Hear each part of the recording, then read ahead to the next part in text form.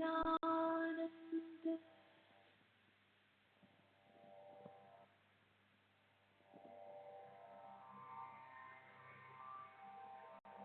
श्री सच्चिदानंद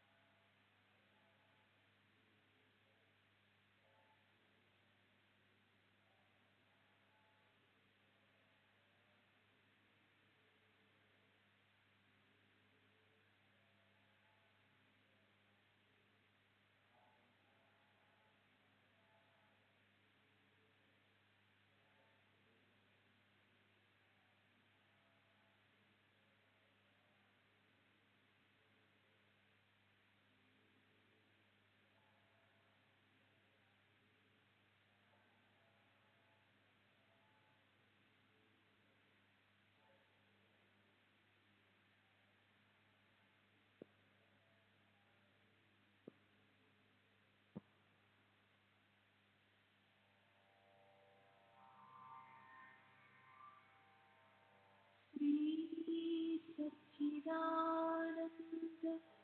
सद्गुरु साईनाथ महाराज की जय। सद्गुरु श्री साईनाथ शरद बाबू जी की जय। సాయి వంటి దైవంబు లేదు ప్రజలందరి నోట సాయి నామం పలకాలి, సర్వత్రా సాయి రూపం రంజిల్లాలి, ముజ్జగాలు సాయి మహిమతో ముక్తిని గుణాలి. సాయి పదరవలి మన హృదయ పుటరంలోని నిశ్శబ్ద నిశీధిలో ప్రతిధ్వనించాలి. ప్రణవనాద వీచికల్లా సాయి జ్ఞాన సౌరభాలు సర్వత్రా వ్యాపించాలి. ఆ సుజ్ఞాన సౌరభాల ఆస్వాదనలో మన మనసులు మత్తెక్కాలి. సాయి ప్రేమామృత ధారలు అంతటా నిరంతరం వర్షించాలి. ఆ ప్రేమామృత ధారలలో తడుస్తూ ఆ జ్ఞాన సౌరభాల మత్తులో ఆనందంగా నర్తిస్తూ సాయి వంటి దైవంబు లేడోయి లేడోయి అని అందరూ ఏకకంఠంతో గానం చేయాలి. అదే నా ఆశ, ఆశయం, ఆకాంక్ష. అదొక స్వప్నం. ఆ స్వప్న సాఫల్యం కోసం శ్రీ సాయినాథ్ అనన్య ప్రేమతో ఆత్మతో ప్రార్థించడం మనం చేయగలిగింది చేయవాలి. శ్రీ బాబు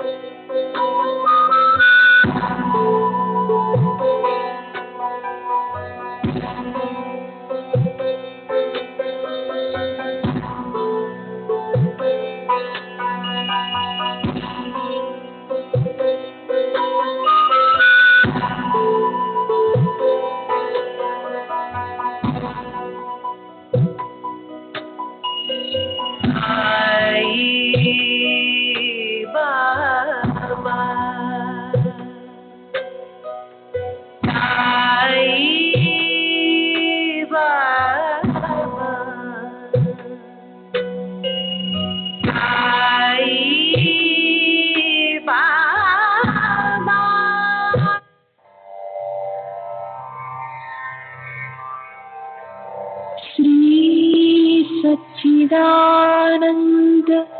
सद्गुरु साईनाथ महाराज की जय।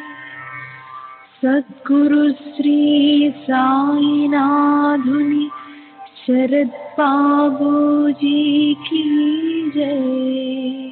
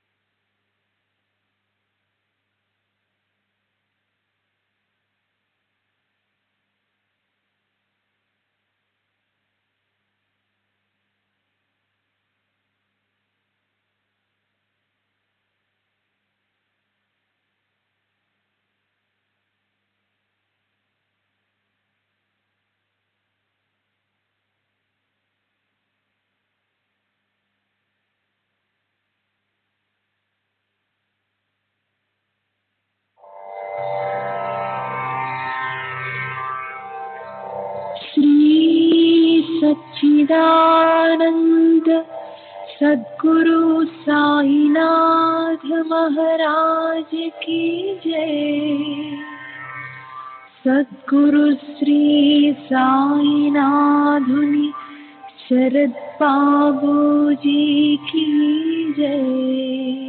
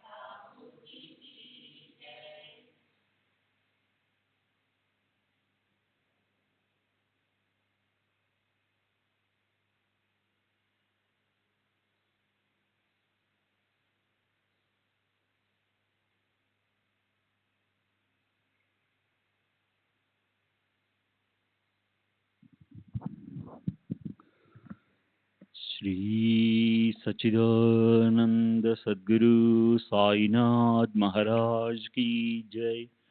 सद्गुरु श्री साईनाथ धुनि शरद बाबू जी की जय। శ్రీ సాయినాథాయ నమః. శ్రీ సాయిబాబా సత్య చరిత్ర 34వ అధ్యాయం నిన్నటి తర్వాయి. తరువాత బాబా ఆజ్ఞతో వ్యాధితో పీడించబడే ఆ అబ్బాయిని ఆయన ఎదుట కూర్చోబెట్టారు. బాబా అతని పాదాలను తమ మృదు హస్తంతో ఆప్యాయంగా నిమిరి అతని వైపు కృపామృత దృష్టితో తదేకంగా చూశారు. ఈ వ్యాధి కేవలం శారీరకమైనదే, కానీ అది ఒకవేళ దైవయోగంతో వచ్చినా లేదా మనసుకు చెందిన భయంకర వ్యాధి అయినా బాబా దర్శనంతో అది సమూలంగా నశించిపోతుంది. శ్రీ సాయి దరహాస వదనాన్ని చూసి ఆ పిల్లవాడి దుఃఖాగ్ని జ్వాలలు ఎక్కడివక్కడే సమసిపోయాయి. ఆయన సుధారసదారులకే పలుకులను విని ఆ రోగికి ఎంతో సుఖానుభూతి కలిగింది. తరువాత వాళ్ళంతా అక్కడే 4 రోజులు ఉండిపోయారు. రోగికి నయమైంది. సాయి చరణాల్లో అతనికి విశ్వాసం కూడా కలిగింది. తరువాత వారు ముగ్గురు ఆయన అనుమతి తీసుకుని ఉప్పొంగి ఆనందజరీ తరంగాలతో అలసిన మనసులకు తృప్తి కలగ్గా తమ ఊరికి వెళ్ళిపోయారు. ఎముక వ్రణం తగ్గడం అనేది చిన్న చమత్కారమా? విభూతి కృపాదృష్టి అనే ఈ ఉపచారాలను అపూర్వం అని అనకుండా ఎలా ఉంటాం? అలా అదృష్టవశాత్తు ఆ మహాపురుషుడి దర్శనం అయింది. ఆయన వాగ్దానము, శుభప్రదమైన ఆశీర్వచనము లభించాయి. దానివల్లే ఆ వ్యాధి నిర్మూలమైంది. కొన్ని రోజులు పోయాక విభూతిని వ్రణంపై పెట్టగా ఆ గాయం కూడా ఎండిపోయింది. పిల్లవాడికి ఆరోగ్యం లభించింది. ఆ పిల్లవాడి బాబా ఈ విషయాన్ని మాలేగాంలో విన్నాడు. అతనికి సాయి దర్శనం చేసుకోవాలని తపన కలిగింది. ముంబైకి వెళ్ళినప్పుడు ఈ కోరిక తీర్చుకోవాలనుకున్నాడు. తర్వాత ముంబైకి బయలుదేరినప్పుడు మాలేగాంలోనూ మన్మాడ్లోనూ ఎవరో ఆయన గురించి మనసులో ఏదో సంశయాన్ని రేగెత్తించారు. దాంతో షిరిడి వెళ్లాలన్న నిర్ణయాన్ని వదిలేశాడు అతను. మంచి పనులు ఎప్పుడూ ఇలాగే ఉంటాయి. మొదట్లో చెడు ప్రవృత్తి గల వారు ఏదో రకంగా మాట్లాడి అవాంతరాలు కల్పిస్తారు. ఇలాంటి లోకుల మాటలను పట్టించుకొని వారికే ఆ సత్కార్యం గట్టెక్కడం వల్ల మరణించాక స్వర్గప్రాప్తి కలుగుతుంది. సరే, అప్పుడు ఆ పిల్లవాడి బాబాయి సాయి దర్శనానికి వెళ్లకుండా ముంబై వెళ్ళిపోయాడు. మిగిలిన సెలవు రోజులను ఆలీబాగ్లో గడిపారని అతని మనసులో అనుకున్నాడు. అది నిశ్చయమైనప్పుడు 3 రాత్రులు అవిరామంగా నిద్రలో ఓ కంఠస్వరం వినిపించింది.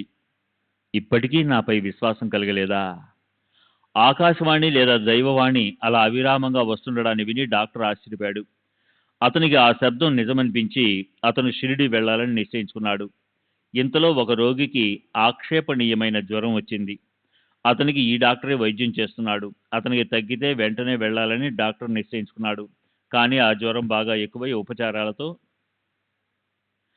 ఉపచారాలతో ఏమీ ప్రయోజనం కలగక జ్వరం కొంచెం కూడా తగ్గుముఖం పట్టకపోవడంతో షిరిడి వెళ్లడం వెంటనే కుదరలేదు.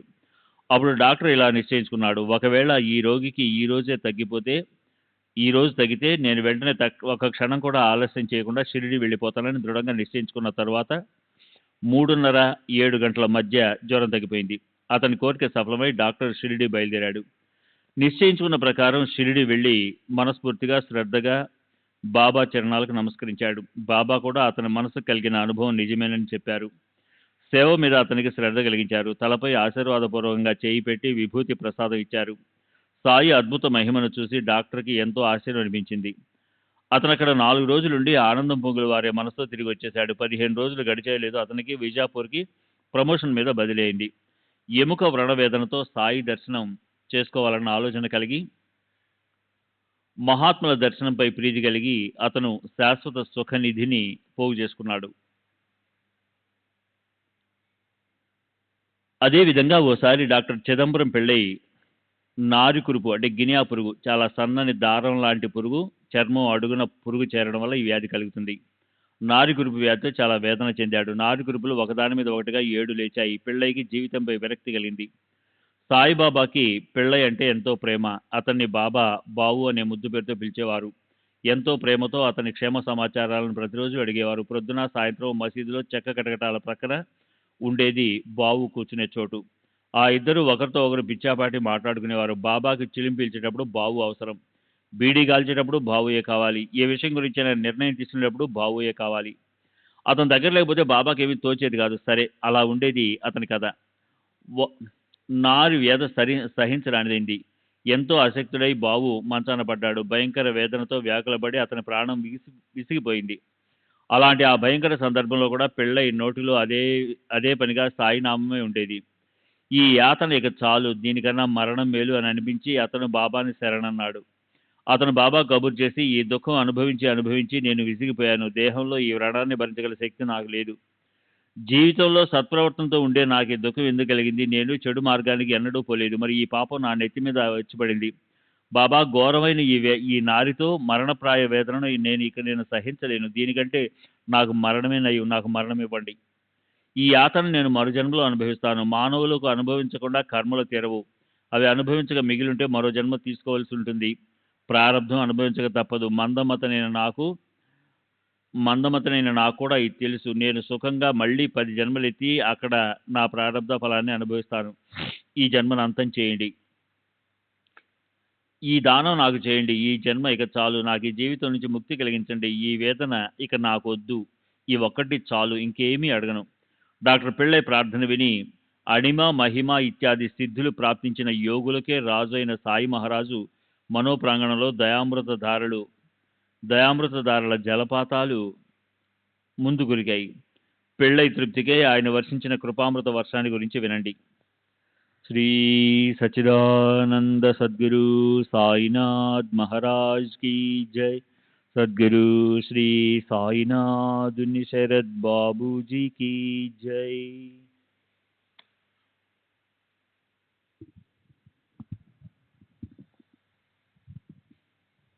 श्री सच्चिदानंद सद्गुरु साईनाथ महाराज की जय.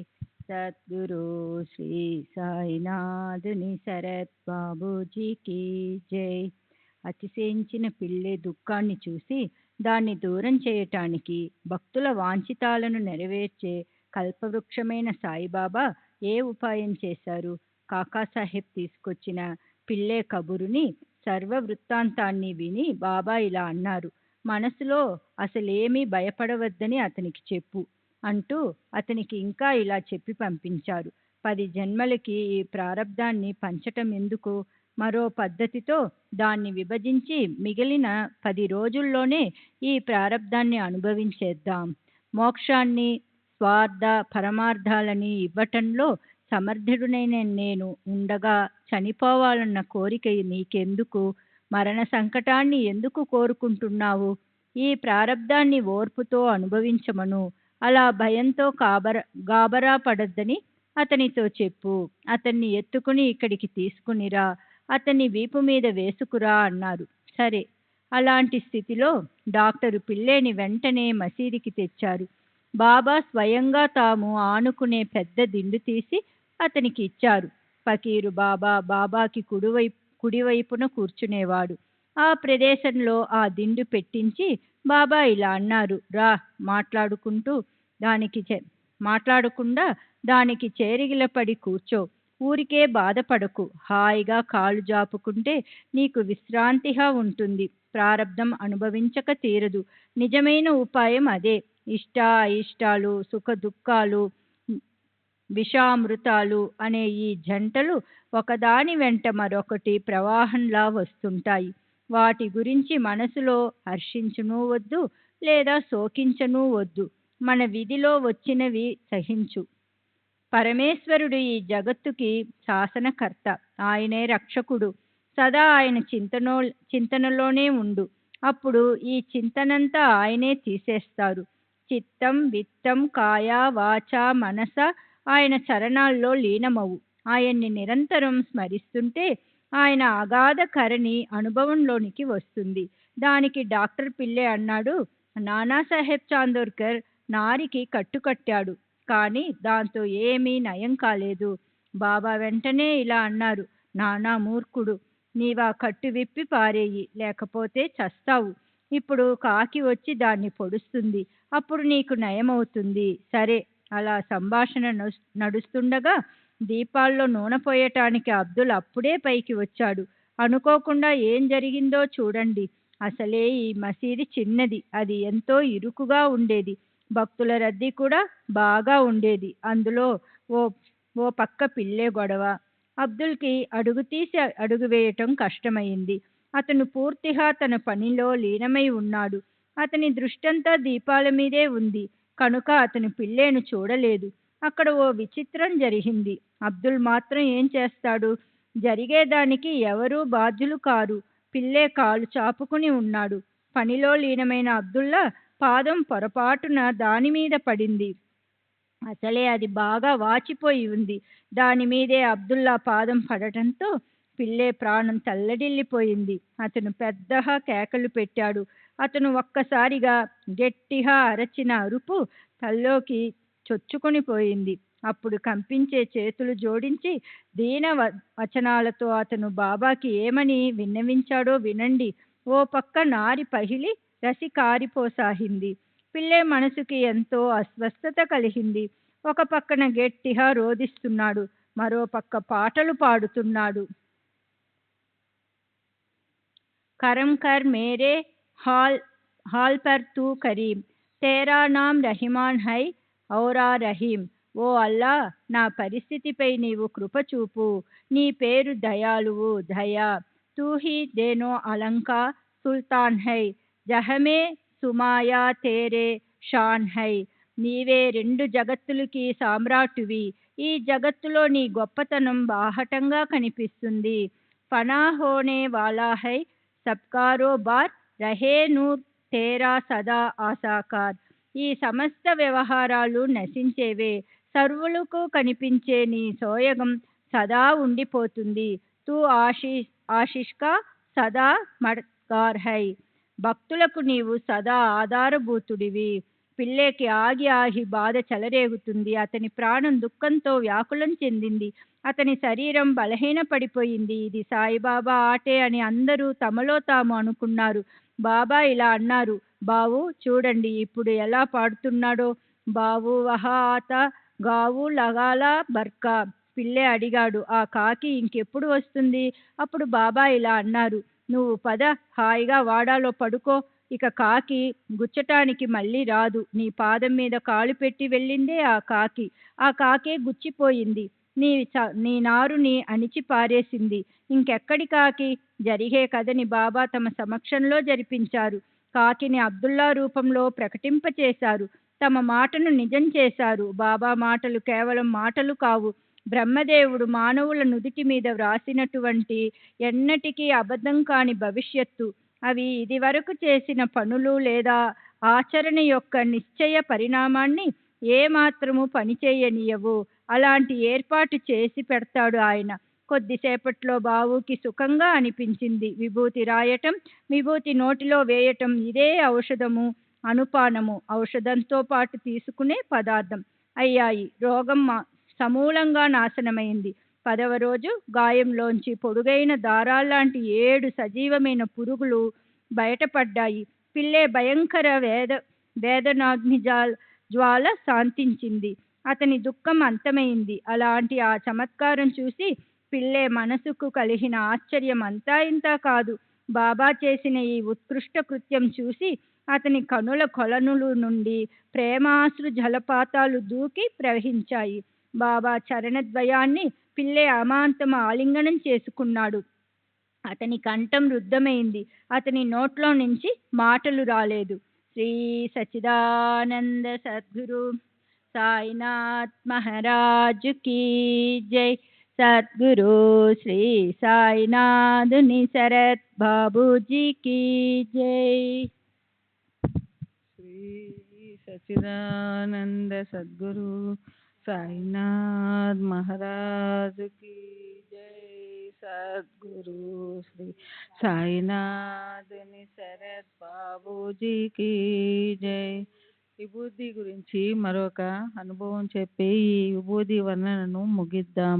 భక్తుల మనసుల్లో ఉన్న శ్రద్ధను బట్టి వాళ్ళకి విభూది గుణం గురించిన అనుభవం కలుగుతుంది, అనుభూతి మిగులుతుంది. ఇదే ఈ గ్రంథాంశానికి నిజమైన తాత్పర్యం.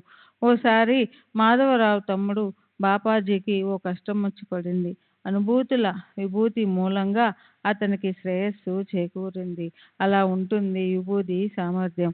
ఆ అద్భుతాలను నేను ఎన్నని వర్ణించను. గ్రంథి జ్వరం లాంటి భయంకరమైన రోగాలకి విభూది లాంటి ఉత్కృష్టమైన ఔషధం మరొకటి లేదు. సావుల్ విహీర్ దగ్గర ఉన్నప్పుడు బాపాజీ భార్యకి జ్వరం వచ్చింది. తొడ మీద గ్రంథులొచ్చాయి. బాపాజీ మనసుకి చెప్పరానంత భయం కలిగింది. భయంకరమైన ఆ కాళరాత్రి భార్య పడే అపరిమిత వేదన చూసి బాపాజీ భయంతో గజగజ వణికిపోయాడు. అతనికి అయోమయంగా అనిపించింది. అతని ధైర్యం సన్నగిల్లింది. అతను భయ ఆందోళనలతో కంపించిపోతూ ఆ రాత్రికి రాత్రి పరిగెత్తి షిరిడీకి వచ్చి తన అన్నతో వృత్తాంతమంతా చెప్పాడు. అతనిలా అన్నాడు, 2 గ్రంథులు వచ్చాయి ఆమె ఒంటి మీద. తీవ్ర జ్వరంతో ఆమె ఎంతో బాధపడుతుంది. పద, మీ కళ్ళతో మీరే చూడండి. నాకేమీ మంచి లక్షణాలు కనపడటం లేదు. దయనీయంగా ఉన్న బాపాజీ మాటలు విని మాధవరావు మనసులో భయపడ్డాడు. అతని నోట మాట రాలేదు. అతని మనసును అశాంతి చీకట్లు ఆవరించాయి. మాధవరావు సారాన్ని విచారించగల వివేచన పరుడు. గ్రంథులొచ్చాయనగానే అతని గుండెలు దడదడలాడాయి. గ్రంథి జ్వరానికి ముగింపు మరణమేనని అందరికీ తెలుసు. సందర్భం మంచిదైనా లేక కఠినమైనదైనా, కార్యం శుభమైనా లేదా అశుభమైనదైనా మొదట సాయి అభిప్రాయం తెలుసుకోవడం అనేది షిరిడీలో అనాది నుంచి వస్తున్న పద్ధతి. ఆ పరిస్థితుల్లో ఆయన చెప్పిన విధంగా వ్యవహరిస్తే భక్తుల సంకటాలను ఆయనే దూరం చేసేవారు. అలాంటి అనుభవాలను నిజంగా ఎంతని వర్ణించను. సరే, ఈ అలవాటును అనుసరించి మాధవరావు అదే పనిగా ఆలోచించి ఈ సమాచారాన్ని సాష్టాంగ నమస్కారాలతో బాబాకి చెప్పాడు. సాయినాథా, మీకు జయకారాలు. అనాథలమైన మాపై దయ చూపండి. ఇప్పుడు ఎంతటి సంకటం వచ్చి పడింది. ఉట్టి పుణ్యానికి లేనిపోని చింత ఉత్పన్నమయ్యింది. మిమ్మల్ని కాక మేమిక ఎవరిని యాచించగలం? ఆ అమ్మాయిని ఆ నరకయాతన నుంచి దూరం చేసి ఆమెకు ఆశీస్సులు ఇవ్వండి. ఇంతటి కష్టాన్నించి మమ్మల్ని రక్షించండి. మీరు కాక మమ్మల్ని రక్షించే వాళ్ళు ఎవరు? ఆమె ఈ భయంకర జ్వరాన్ని నయం చేసి మీ మాట నిలబెట్టుకోండి అని మాధవరావు సావులు విహీర్కి వెళ్ళడానికి బాబాని అనుమతి అడిగాడు. అప్పుడు బాబా ఇలా అన్నారు, ఈ అపరాత్రి నువ్వు అక్కడికి పోవద్దు. ఆమెకి విభూది పంపించు. ఇది ఎంత జ్వరం, ఎంత గ్రంథి, అల్లా మాలిక్ మనకు తండ్రి రక్షకుడు.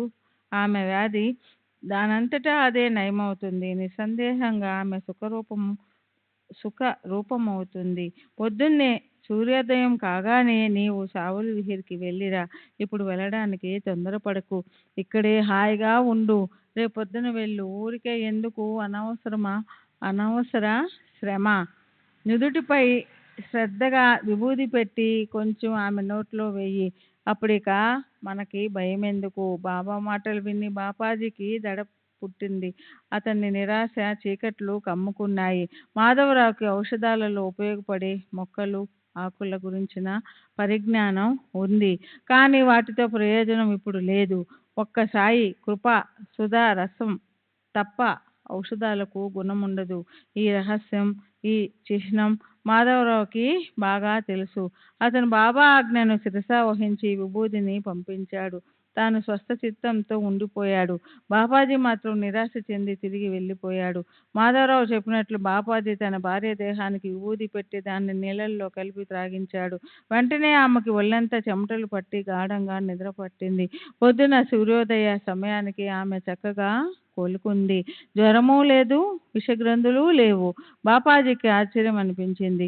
ఇక్కడ మాధవరావు లేచి శౌచము, ముఖ ప్రక్షాళనం చేసుకుని సావులు విహీరు పోయేందుకు అనుమతి కోసం మసీదులో బాబా దగ్గరకు వచ్చాడు. బాబా దర్శనం చేసుకుని పాదాలకి నమస్కారం చేసి విభూదితో పాటు ఆశీస్సులు లభించగానే అక్కడి నుంచి అతను బయలుదేరాడు. మసీదు మెట్లు దిగుతున్నప్పుడు బాబా ఇచ్చిన ఆజ్ఞను విన్నాడు. శ్యామ, వెంటనే తిరిగిరా. ఆలస్యం కాకూడదు. అసలే మరదలి పరిస్థితి బాగాలేదు. ఆమెకి వ్యాకులంగా ఉంది. 2 గ్రంథులు భయంకరంగా మండుతుండవచ్చు. ఆమె ఎలా సహిస్తుందో అని బావగారు దారిలో బాధపడ్డాడు. బాబా వెంటనే తిరిగిరా అని ఏమన్నా సూచిస్తారా అనిపించి శ్యామారావు భయపడ్డాడు. చరచర ముందుకి నడిచాడు. సావులు విహీర్ దగ్గరకు వెళ్ళడానికి అతనికి ధైర్యం చాలలేదు. కానీ గడపలో కాలు పెట్టగానే అతనికి ఓ అద్భుతం కనిపించింది. రాత్రి గ్రంథి జ్వరం వచ్చిన ఆమె పొయ్యి దగ్గర టీ తయారు చేస్తూ కూర్చొని ఉంది. ఆమె పరిస్థితి అంతలా మెరుగైనందుకు మాధవరావు నిర్ఘాంతపోయాడు. అతను బాపాజీతో ఈమె రోజువారీ పనులు చేస్తున్నట్లుంది అన్నాడు. దానికి బాపాజీ ఇలా అన్నాడు: ఈ మహిమంతా ఖచ్చితంగా బాబాయ్ విభూది ఇదే. తిరిగి రాగానే నేను తనతో విభూది త్రాగించాను. దేహానికంతా బాగా రాశాను. వెంటనే ఆమె శరీరం చెమటతో తడిసిపోయి ఆమె హాయిగా నిద్రపోయింది. తర్వాత పొద్దున్నే ఆమె ఏ బాధ లేకుండా లేచి కూర్చునింది. గ్రంథులు జ్వరంతో పాటు తగ్గిపోయాయి. నిజంగా ఇది సాయి చరిత్రే. శ్రీ సచ్చిదానంద సద్గురు సాయినాథ్ మహారాజుకి జై.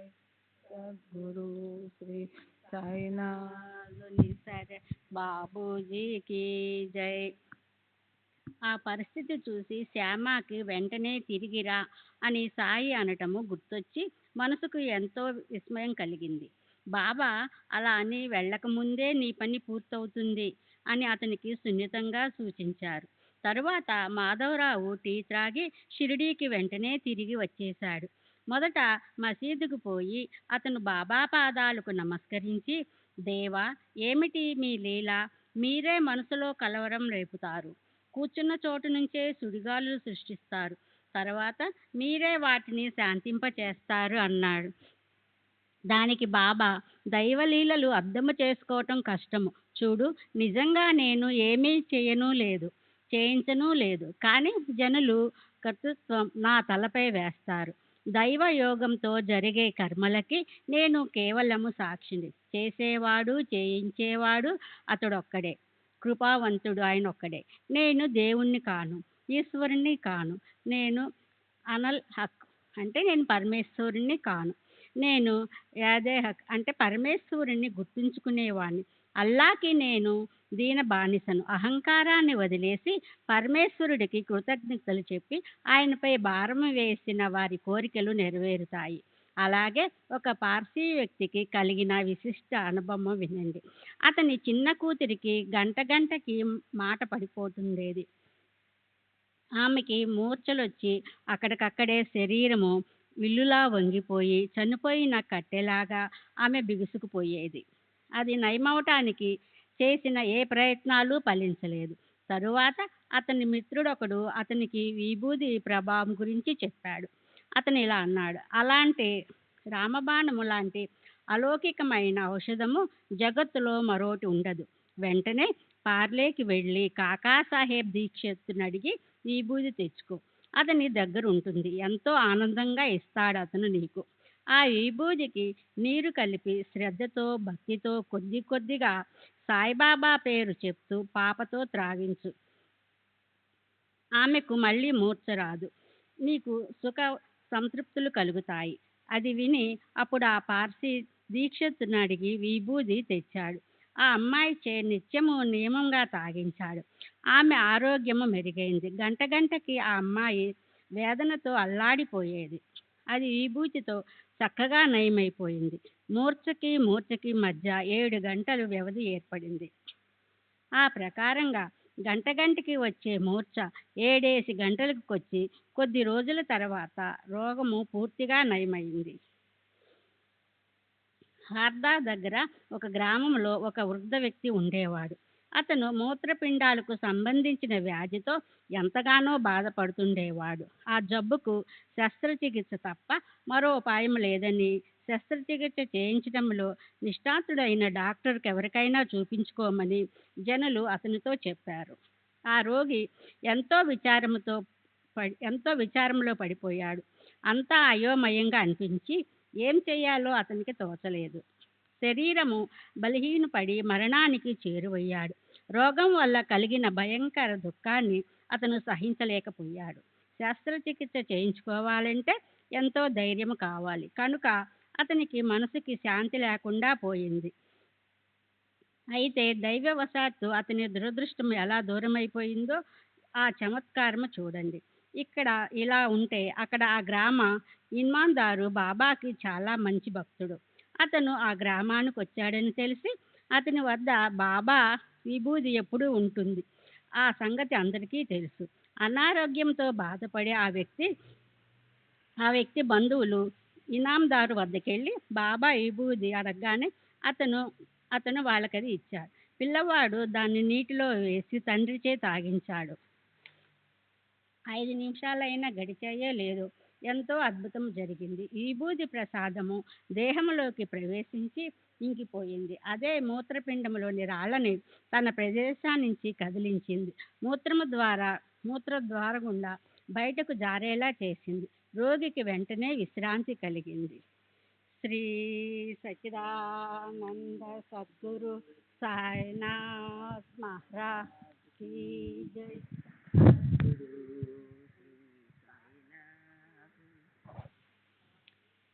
శ్రీ సచ్చిదానంద సద్గురు సాయినాథ్ మహారాజ్ కీ జై. సద్గురు శ్రీ సాయినాథుని శరత్ బాబూజీ కీ జై. ముంబైలో ప్రభుకాయస్థ జాతికి చెందిన ఒక వ్యక్తి ఉండేవాడు. అతని భార్యకి ప్రసవ సమయం వచ్చిందంటే సదా ఆమె మరణానికి చేరువయ్యేది. ఎన్నో ప్రయత్నాలు చేశారు, అయినా గుణం కనబడలేదు. ఆ స్త్రీ ప్రాణం విలవిల్లాడిపోయేది. దాంతో ఆ వ్యక్తి పాపం ఎంతో బాధపడిపోయాడు. శ్రీ రామమారుతి అనే పేరు గల ఒక ప్రఖ్యాతి చెందిన సాయి భక్తుడి సలహాపై ఆ వ్యక్తి షిరిడీకి బయలుదేరాడు. ప్రసవ సమయం వచ్చిందంటే వాళ్ళిద్దరికీ గొప్ప ప్రాణ సంకటమే వచ్చినట్లయ్యేది. షిరిడీలో తమకి ఏ రకమైన భయము ఉండదని ఒకసారి వాళ్ళు మనసుల్లో నిశ్చయం చేసుకున్నారు. చివరికి జరగవలసినదేదో జరిగినా అది బాబా ఎదుటే జరిగితే అంతకన్నా ఏం కావాలి? మనసుల్లో దృఢంగా సంకల్పించుకొని ఆ దంపతులు షిరిడీ వచ్చి ఉండిపోయారు. ఆ ప్రకారంగా ఎన్నో నెలలు ఇద్దరూ షిరిడీలో ఉన్నారు. బాబాకి పూజార్చనలు చేస్తూ ఆయన సాన్నిధ్యంలో ఉండటం వాళ్ళిద్దరికీ ఎంతో ఆనందం కలిగించింది. కొద్ది కాలమయ్యాక ఆమెకు ప్రసవ సమయం దగ్గర పడింది. ఈ కష్టాన్ని ఇప్పుడు తప్పించుకోవడం ఎలాగా అని వాళ్ళిద్దరికీ ఎంతో విచారం కలిగింది.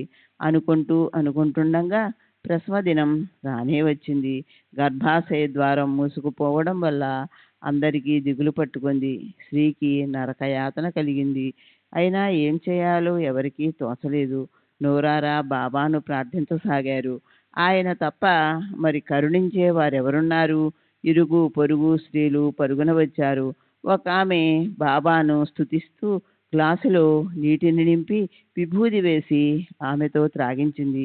5 నిమిషాలు గడవక ముందే ఆ స్త్రీ ఆ బాధ నుంచి బయటపడింది. కడుపులోని బిడ్డ జీవించి ఉన్నట్లు కనిపించలేదు. గర్భంలోనే బిడ్డ ప్రాణం పోయింది. సరే, బిడ్డ ప్రారంధం అలా ఉంది. ఆ స్త్రీకి మళ్ళీ బిడ్డలు కలగవచ్చు. ఇప్పుడైతే ఆమె భయం నుంచి బయటపడి సుఖప్రాప్తి కలిగింది. వేదన లేకుండా బాలింత అయింది. సుఖంగా కష్టం నుంచి గట్టెక్కింది. పెద్ద చింత తొలగిపోయింది. ఆమె జీవితాంతము బాబాకి రుణగ్రస్తురాలైపోయింది. రాబోయే అధ్యాయం ఇంతకన్నా మరింత మధురంగా ఉంటుంది. శ్రోతల వాంఛలు నెరవేరుతాయి. పదే పదే వ్యర్థంగా అడగటమనే చెడు అలవాటు పోయి భక్తిభావం ప్రబలమవుతుంది. మా సాంప్రదాయంలో నిరాకారుడైన దైవ ఉపాసన మాత్రమే ఉంటుంది. మేము దక్షిణ ఇచ్చేవాళ్ళం కాము, నమస్కరించడానికి తల వంచేవాళ్ళం కాము. అలా అయితేనే సాయి దర్శనానికి వస్తాను అన్న నిశ్చయంతో వచ్చి కూడా సాయి చరణాలు కళ్ళకి కనిపించగానే దక్షిణతో సహా సాష్టాంగ నమస్కారాలు చేయడమేమన్నా తక్కువ చమత్కారమా? ఇలాంటి విభూది అపూర్వ మహిమావర్ణన వస్తుంది. దాంతోపాటు నేవాస్కర్ హఠాత్తుగా వచ్చిన పాముకి భక్తి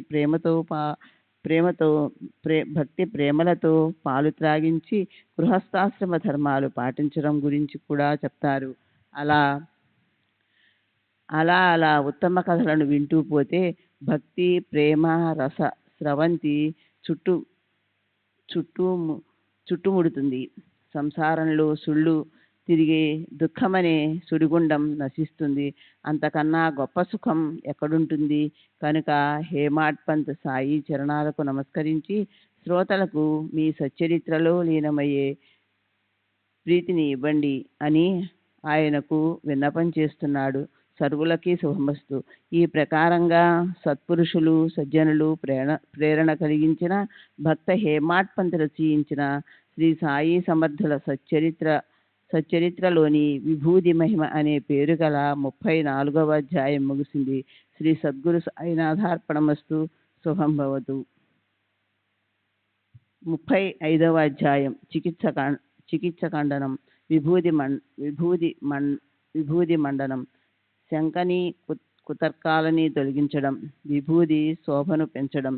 శ్రీ గణేశునికి నమస్కారము, శ్రీ సరస్వతీదేవికి నమస్కారము, శ్రీ గురు మహారాజ్కి నమస్కారము, శ్రీ కులదేవతకి నమస్కారము, శ్రీ సీతారామచంద్రులకి నమస్కారము, శ్రీ సద్గురు సాయినాథునికి నమస్కారము.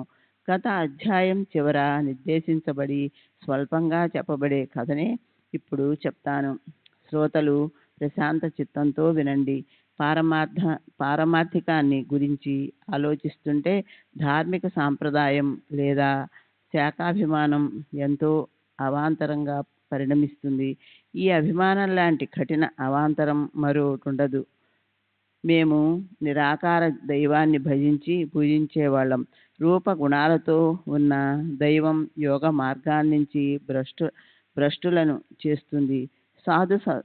సాధు సత్పురుషులంటే మనలాంటి సాధారణ మానవులే కదా. మరి వారికి నమస్కరించడానికి ఎందుకు తలంచాలి? వారి ముందు సాష్టాంగ పడకూడదు, వారికి దక్షిణ ఇవ్వకూడదు, వారి ముందు అసలు తలంచనే కూడదు. ఇది భక్తికి సిగ్గుచేటు. షిరిడీకి సంబంధించి ఒక్కొక్కరు ఒక్కో విధంగా ఇలా అనేక రకాల కథలు చెప్తారు. అయితే అవన్నీ విశ్వసించదగినవిగా అనిపించవు. అక్కడికి వెళ్ళిన వారిని సాయిబాబా దక్షిణ అడుగుతారని అంటారు. సాధువులు ఒకవేళ డబ్బు పోగు చేసుకోవడం మొదలు పెడితే అది వారి సాధుత్వానికి అల్పత్వమే అవుతుంది. అంధవిశ్వాసం మంచిది కాదు. ప్రత్యక్షంగా అనుభవం పొందాక ఎలా ప్రవర్తించాలన్న నిర్ణయం మాకు మేమే చేసుకుంటాము. మేము దక్షిణ ఇవ్వం. మనసులో ద్రవ్య లాలస పెట్టుకునే వారి సాధుత్వం మా మనసులకి నచ్చదు. మాకు నమస్కరించటం యోగ్యమనిపించదు. మేము షిరిడీకి వెళ్ళి ఆయన్ని కలుసుకుంటాం, అంతేకాని ఆయన పాదాలకి నమస్కరించము, దక్షిణ కూడా ఇవ్వము. సరే, అలాంటి కుతర్కాలు చేసి షిరిడీ వెళ్లేందుకు బయలుదేరి తమ నిశ్చయాన్ని చక్కగా గుర్తు చేసుకొని కాపాడుకునేవారు కూడా షిరిడీ సాయి దర్శనం చేసుకున్న వెంటనే ఆయన్ని శరణనేవారు. అలా సాయిని చూచిన వారు అక్కడికక్కడే తమ స్థానానికి అంటుకుపోయేవారు. మళ్ళీ ఇక వెనుదిరిగేవారు కాదు. సాయి కమనీయ చరణాల్లో లీనమయ్యేవారు. ఎవరైనా ఆయన చరణాలకు శరణు వచ్చి నమస్కరిస్తే చాలు, వాళ్ళు తమ పూర్వ నిశ్చయాన్ని విస్మరించి ఎంతో నమ్రతగా అయి సాయిబాబా పాదాలకు వందనం చేసేవారు. ధార్మిక సాంప్రదాయపు అభిమానాన్ని కరిగించి వేసి జీవుడికి అపరిమిత సుఖాన్నిచ్చే అలాంటి ఈ 35వ అధ్యాయాన్ని శ్రోతలు ఆదరపూర్వకంగా వినాలి. అలాగే పరోక్షంగా విభూతి ప్రభావాన్ని తెలుసుకున్న భాడాపాటిల్ నేవాస్కర్ చమత్కారాన్ని పాముని సాయిగా భావించి అతను ప్రేమతో దాన్ని ఆదరించడాన్ని కూడా వినండి. శ్రోతలారా, నాపై శ్రీ సచ్చిదానంద సద్గురు సాయినాథ్ మహారాజ్ की जय. सद्गुरु श्री साईनाथुनि शरद बाबू जी की जय.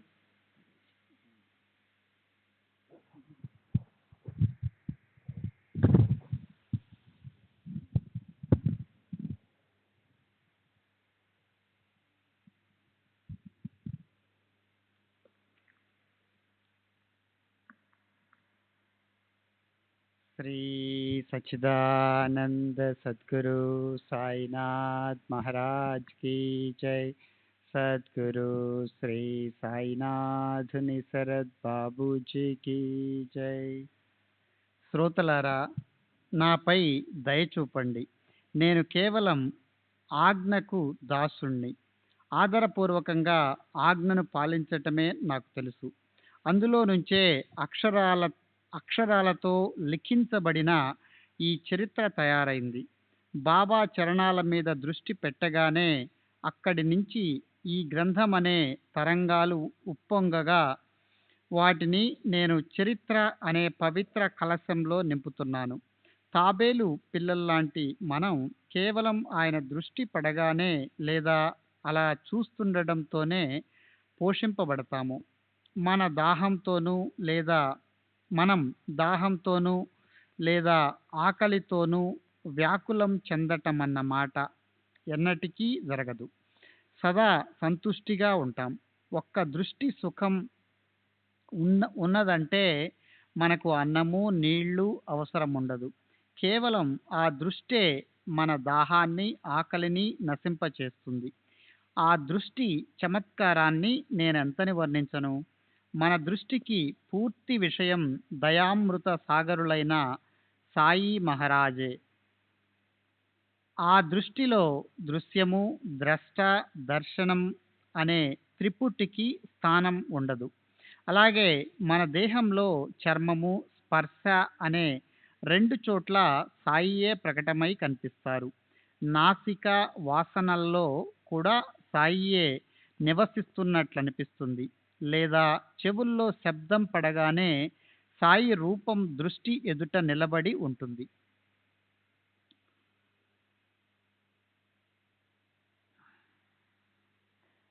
శ్రావ్యము, శ్రావకము, శ్రవణము అనే త్రిపుటి ఒక్కసారిగా ఎగిరిపోతుంది.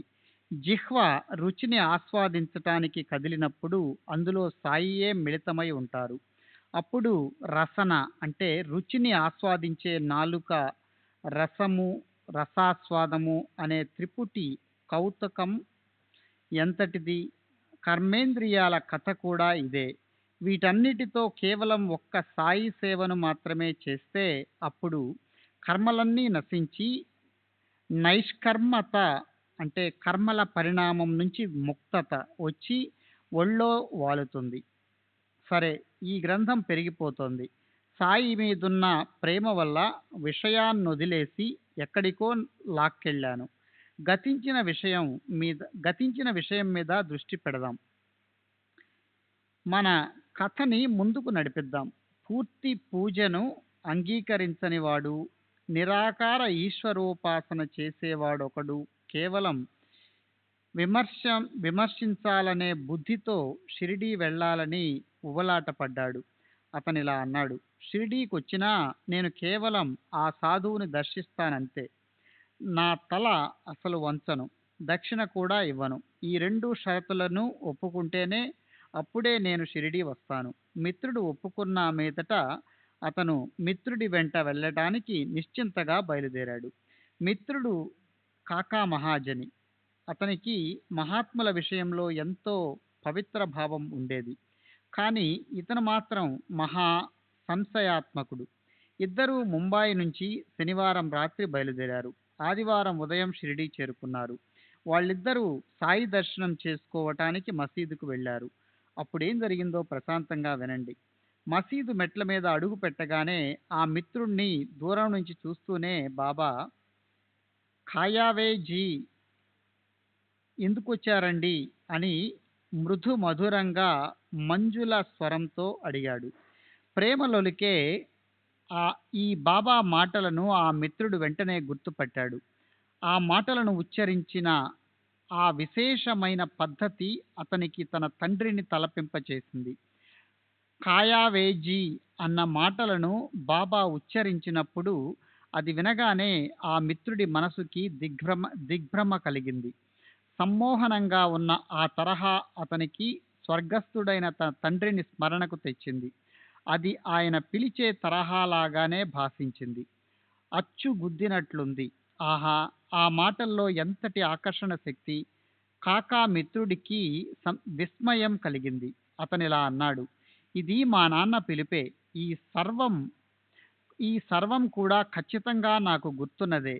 తండ్రి నోటి నుంచి వచ్చినట్టున్న ఆ తండ్రి నోటి నుంచి వచ్చినట్లున్న ఆ పిలుపును విని ఆ మిత్రుడి మనసు కరిగిపోయింది. మునుపటి నిశ్చయాన్ని మరచిపోయి అతను బాబా పాదాలపై తలపెట్టి నమస్కరించాడు. తరువాత బాబా కేవలం కాకాని మాత్రమే దక్షిణ అడిగారు. అతను ఆయనకది సమర్పించాడు. మిత్రులిద్దరూ వెనుదిరిగారు. మళ్ళీ మధ్యాహ్నం వేళ కాకా బాబా దగ్గరికి వెళ్ళాడు.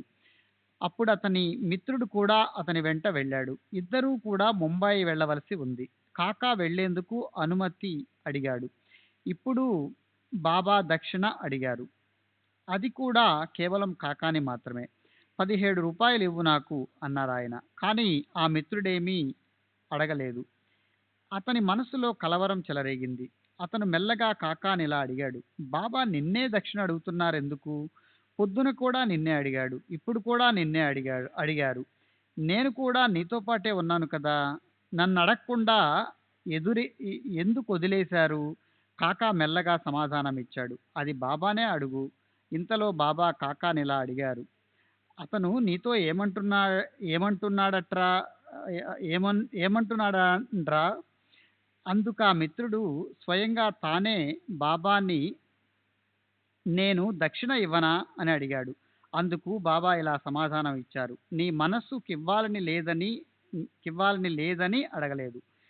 నీకు ఇవ్వాలనిపిస్తే ఇవ్వు. బాబా దక్షిణ అడుగుతుంటారని, భక్తులు ఆయనకి దక్షిణ ఇస్తారని ఆయన గురించి హీనంగా మాట్లాడిన ఆ మిత్రుడే ఇప్పుడు బాబా తనని దక్షిణ అడక్కపోయినా ఇవ్వనా అని అడుగుతున్నాడు. అది చూసి కాకాకి ఎంతో ఆశ్చర్యం కలిగింది. నీకివ్వాలనుకుంటే ఇవ్వు అన్న మాటలకి ఆ మిత్రుడు బాబా అడగకుండానే వెంటనే 17 రూపాయలు ఆయనకి సమర్పించాడు. తరువాత బాబా ఆ మిత్రుడితో ఇలా అన్నారు, వెళ్దూ గాని లేరా, ఒక్క నిమిషం ఇక్కడ కూర్చో. అప్పుడు అతని భేదభావనను పోగొట్టడానికి మధురంగా ఇలా ఉపదేశించారు, తుమ్చా ఆమ్ చాతిల్ तेल्याची चिंत सगळी पाडून टाका, म्हणजे एकमेकांना भेटायचा मार्ग मोकळा होईल. నీకు నాకు మధ్య ఉన్న నూనెవాడి గోడను పడగొడితే మనం కలిసేందుకు చక్కటి మార్గం ఏర్పడుతుంది. లోపలుండే ఒకానొక దుష్ట వృత్తిని సంబోధిస్తూ బాబా తేలి లేదా నారాయణ తేలి అని ఎప్పుడూ అంటుండేవారు. శ్రీ సచ్చిదానంద సద్గురు సాయినాథ్ మహారాజ్ की जय. सद्गुरु श्री साईनाथ निसरद बाबू जी की जय.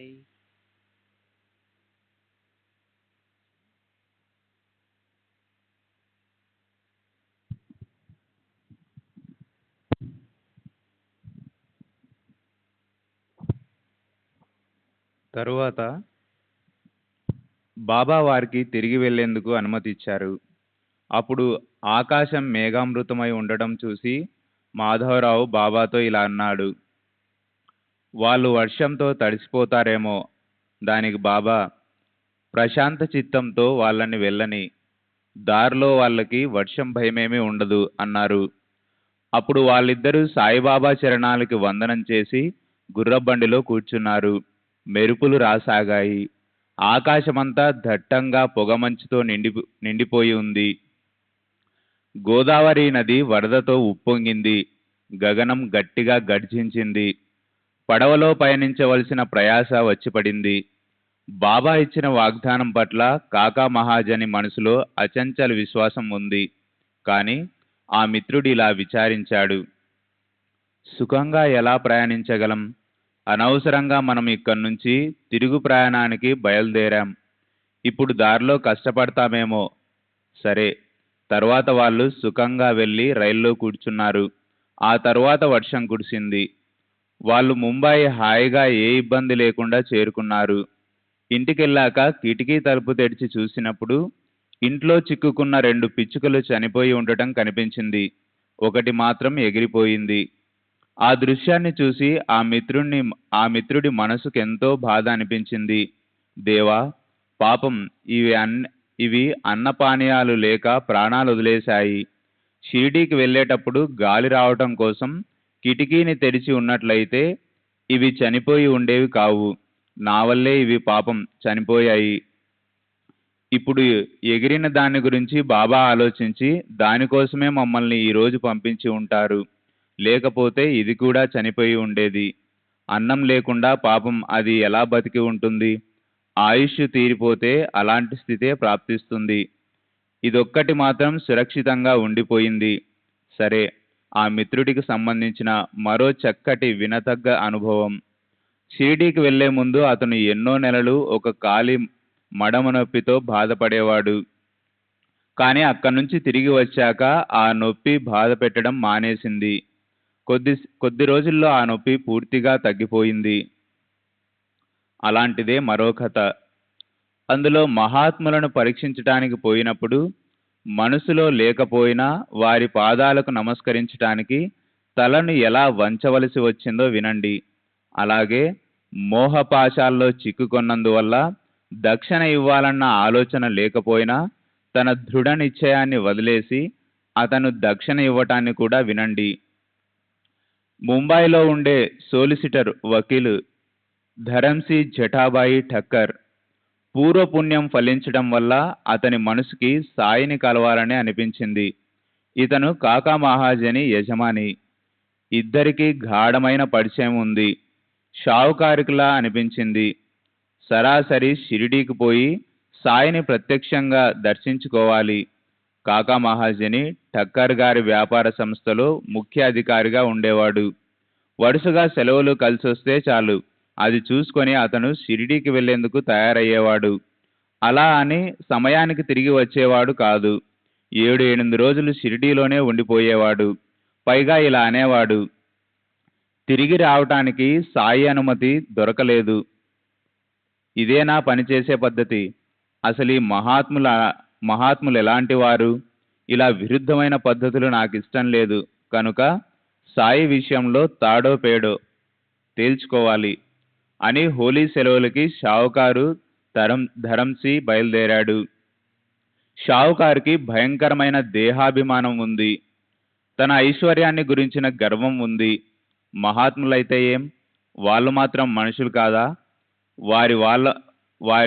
మరి వాళ్ళ ముందు తలెందుకొంచాలి? సాయిబాబా ఉత్తమ స్థితిని చూసి విద్వాంసులు పండితులు అలసిపోయి చిత్తుగా ఓడిపోతారు. మరి పాపం ధరంసి ఏం తట్టుకోగలడు? తన నిశ్చయాన్ని ఎంతసేపు నిలుపుకుంటాడు? అంధవిశ్వాసం మాత్రం మంచిది కాదు. తానే స్వయంగా చూసి నిశ్చయించుకోవాలి అని నిర్ణయించుకొని అతను షిరిడీ వెళ్లేందుకు సిద్ధమైనాడు. పైగా వర్ణించిన మిత్రుడిలాగా ధరంసి కూడా కాకా మహాజనిని తోడు తీసుకొని బయలుదేరాడు. అతనితో ఇలా అన్నాడు, నీవు షిరిడీ వెళ్ళి అక్కడే ఉండిపోతుంటావు కదా, ఈసారి అది కుదరదు. నాతో పాటే తిరిగి వచ్చేయాలి. ఇది బాగా గుర్తుంచుకో. అప్పుడు కాకా అతనితో, అది మాత్రం మన చేతుల్లో ఉండదు అన్నాడు. కనుక ధరంసి మరొకరిని ప్రయాణంలో తోడుగా తీసుకున్నాడు. ఒకవేళ కాకా తిరిగి రాకపోతే ప్రయాణంలో తోడు లేకుండా వెళ్ళటం కష్టమని ధరంసి మరొకరిని తనతో పాటు తీసుకెళ్లాడు. వాళ్ళు ముగ్గురు బయలుదేరారు. జగత్తులో పరోపకారం చేసే సహృదయులైన భక్తులు ఎన్నో రకాలుగా ఉంటారు.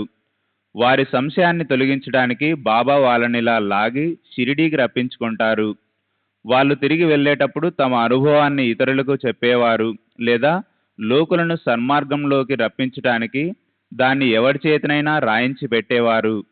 క్లుప్తంగా చెప్పాలంటే షిరిడీ వెళ్ళిన ప్రతివారు దర్శనం చేసుకొని తృప్తి చెందేవారు. వాళ్ళ భావన మొదట్లో ఎలా ఉన్నా ఉండని, కానీ చివరికి వారికి గొప్ప ఆనందం ప్రాప్తించేది. కనుక పరీక్షించాలన్న జిజ్ఞాస ఉంటే తమంత తామే షిరిడీకి వెళ్ళేవారు. కానీ నిజం మాత్రం వేరుగా ఉంది. వారు బాబా కార్యాన్ని నెరవేర్చేవారు. బాబా వాళ్ళకి స్ఫూర్తి ఇచ్చినప్పుడే వాళ్ళు గడప దాటి బయటకు రాగలిగేవారు. వాళ్ళ సహజ వృత్తిని మేల్కొల్పి బాబా వాళ్ళని పారమార్థిక మార్గానికి తీసుకొచ్చేవారు. బాబా సంకల్పం ఎవరు తెలుసుకోగలరు? అది తెలుసుకోవాలని ప్రయత్నిస్తే దుర్దశే వాళ్ళ ఒళ్ళో పడేది. కనుక అభిమానాన్ని అవతలికి నెట్టి ఆయన పాదాలకి సాష్టాంగ పడితే సుఖ సమరంభం అనుభవంలోకి వస్తుంది. శ్రీ సచ్చిదానంద సద్గురు సాయినాథ్ మహారాజ్ की जय. సద్గురు శ్రీ సాయినాథ్ నిశరద్ బాబూజీ की जय.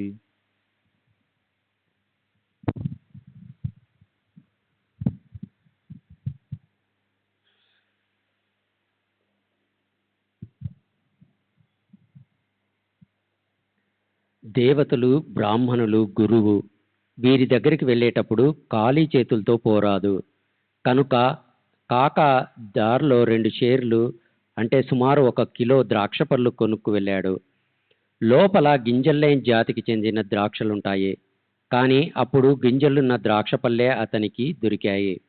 కనుక కాకా వాటిని కొన్నాడు.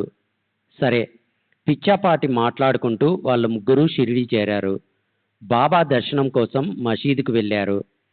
సాయిబాబా భక్తుడు బాబా సాహెబ్ తర్కడ్ అక్కడ కూర్చొని ఉన్నాడు. బాబాని పరీక్షించాలన్న కుతూహలంతో తర్కడ్ని ధరంసి ఏమని అడిగాడో వినండి. ఇక్కడ విశేషం ఏమిటి, జనులు ఎందుకు వస్తారు ఇక్కడికి? దానికి తర్కడ్ ఇలా అన్నాడు, బాబా దర్శనం కోసం వస్తారు. ధరంసి ఇంకా ఇలా అన్నాడు, ఇక్కడ చమత్కారాలు జరుగుతాయని విన్నాను. దానికి తర్కడ్ ఇలా అన్నాడు, నాకైతే అలాంటి భావన లేదు. మన మనసులో తీవ్ర ఇచ్చ ఎలా ఉంటే అది అలా నెరవేరుతుంది. కాక బాబా పాదాలపై తల ఉంచి ద్రాక్షలను ఆయన చేతికి అర్పించాడు. అక్కడ చాలామంది భక్తులున్నారు. బాబా వారికి అవి పంచటం మొదలుపెట్టారు. ఇతరులతో పాటు బాబా ధరంసికి కూడా ద్రాక్షలు ఇచ్చారు. కానీ గింజలున్న ద్రాక్షలు అతనికి ఇష్టం లేదు. అతనికి గింజలు లేనివే ఇష్టం. ఇలాంటి ద్రాక్షలు అతనికి నచ్చవు. మొదట మొహమాట పడ్డాడు.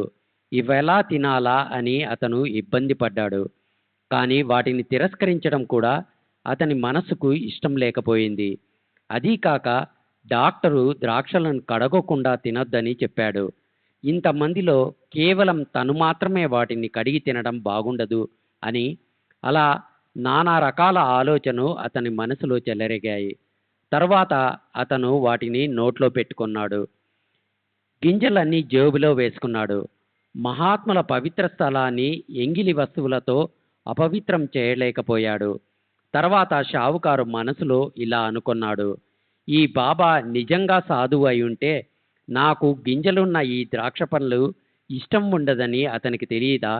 మరి నాకు వాటిని బలవంతంగా ఎందుకు ఇస్తున్నారు అనే మనసులో ఆ ఆలోచన వచ్చి రాగానే సాయిబాబా అతనికి మరిన్ని ద్రాక్షపళ్ళు ఇచ్చారు. అవి గింజలున్నవని తెలుసు కనుక ధరంసి వాటిని అలాగే చేతిలో పెట్టుకున్నాడే కానీ నోట్లో వేసుకోలేదు. గింజలున్న ద్రాక్షలు ఇష్టం లేదన్న మాట నిజమే, కానీ బాబా వాటిని స్వహస్తాలతో ఇచ్చారు కదా అని ధరంసి మనసులో సందిగ్ధం. ఏం చేయాలో అతనికి తోచలేదు. శ్రీ సచ్చిదానంద సద్గురు సాయినాథ్ మహారాజ్ की जय. సద్గురు శ్రీ సాయినాథ్ నిశరద్ బాబూజీ की जय.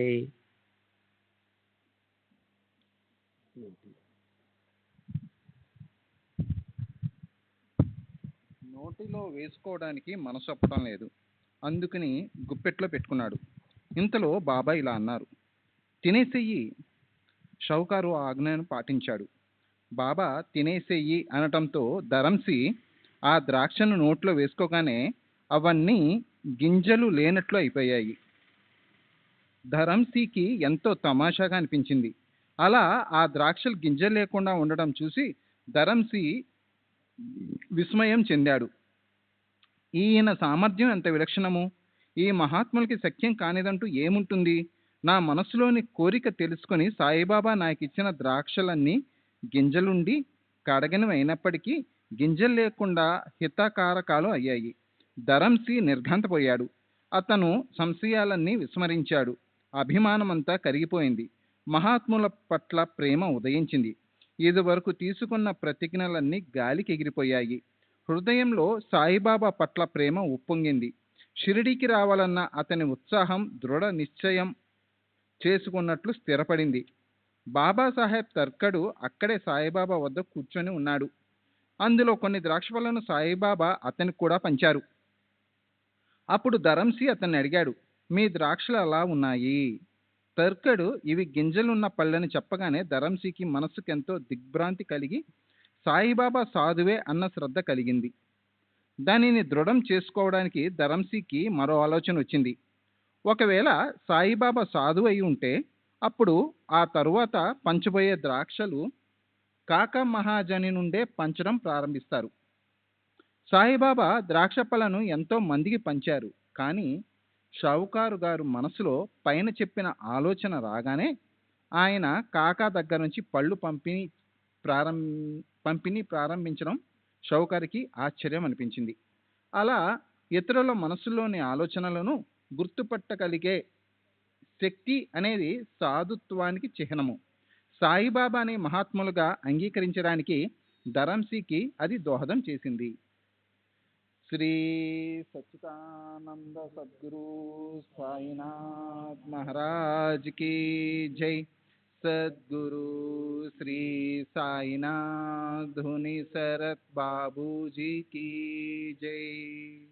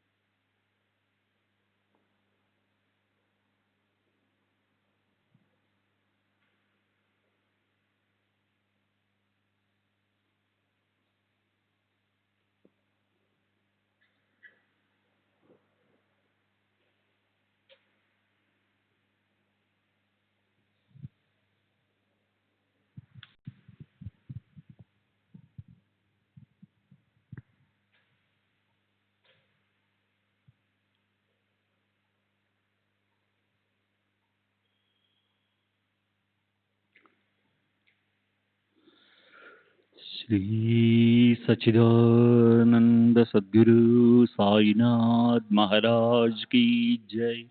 सद्गुरु श्री साईनाथ धुनी शरद बाबूजी की जय.